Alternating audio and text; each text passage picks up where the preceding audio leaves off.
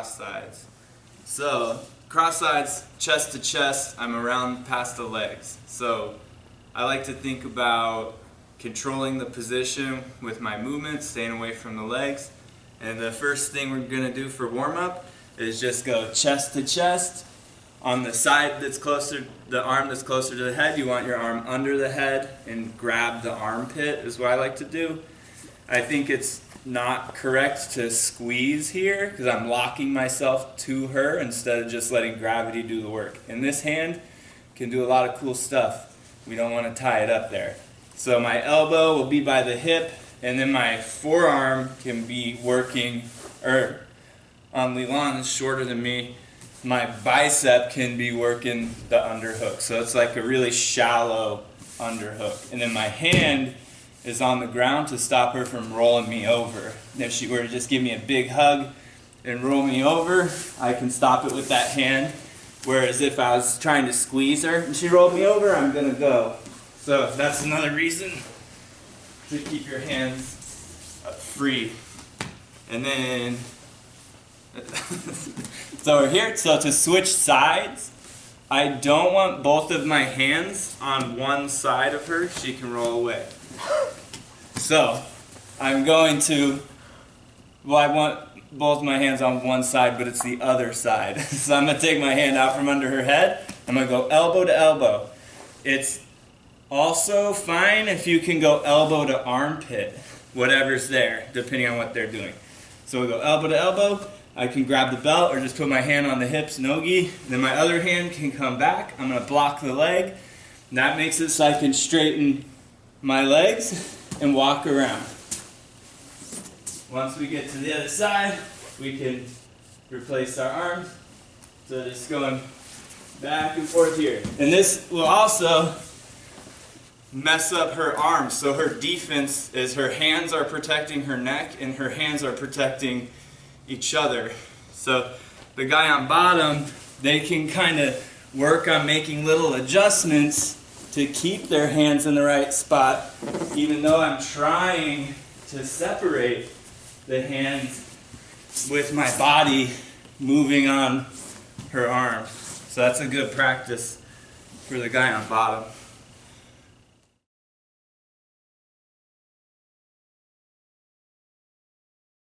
Alright, the classic combo you guys can warm up with. It's always fun to warm up with submission chains, and it's good. Boxers don't ever stop practicing their jabs. So I'm here, I go forward base, my leg goes under, wrist to wrist. My whole body brings her arm to the ground. My arm is already lying in weight under her shoulder. My hand punches the rest of the way through, wrist to wrist to wrist. There's just a pile of hands right in front of me. I put my head on it and I drag her arm back to finish the Americana.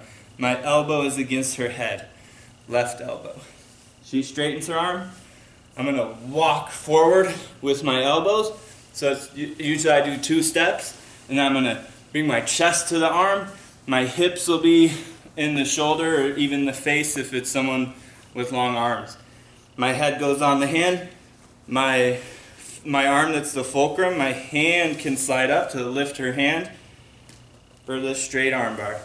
She bends her arm down. I'm going to switch my arms. I'm going to lift up, bring my hand under, reach back and grab the wrist, and then we have the Kimura.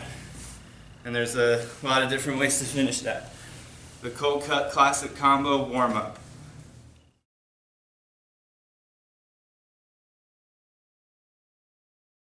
So one thing about when we learn cross sides, we want to stand like our goals and what mistakes would be.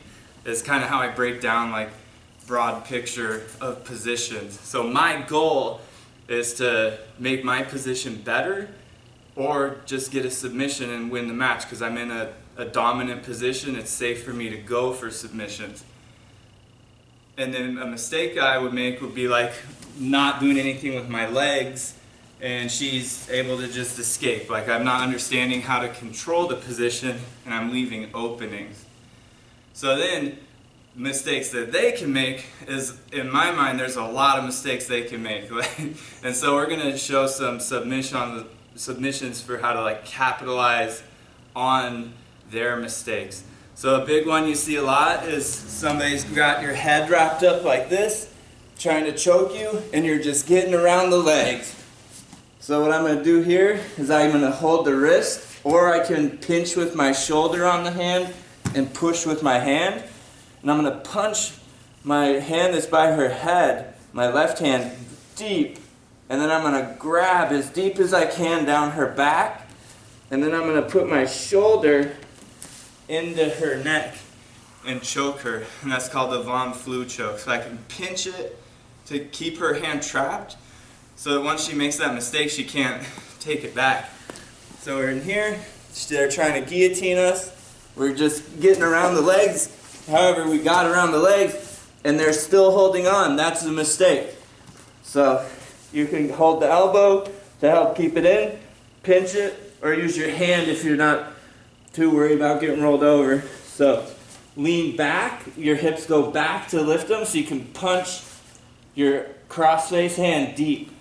Hand goes down the back, and then you want your shoulder squishing their neck.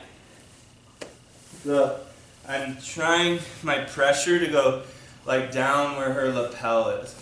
I'm not trying to crush her face. I'm trying to squish the neck. Oh.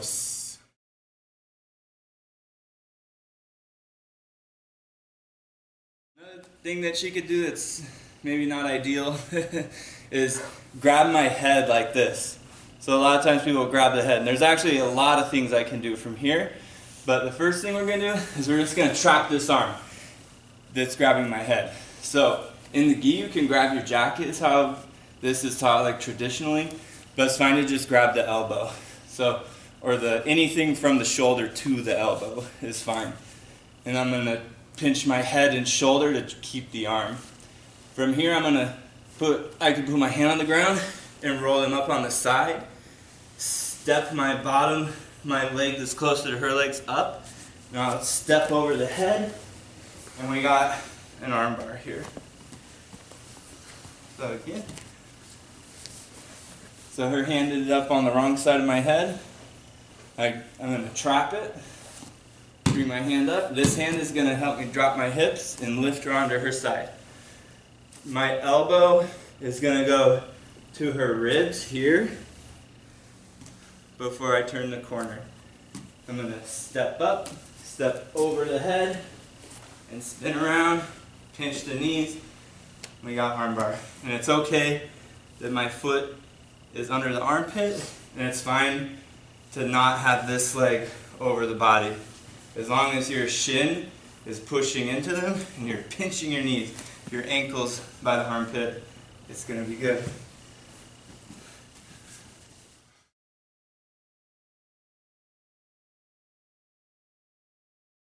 This one might be a little more nuanced for newer people, but I do this a lot.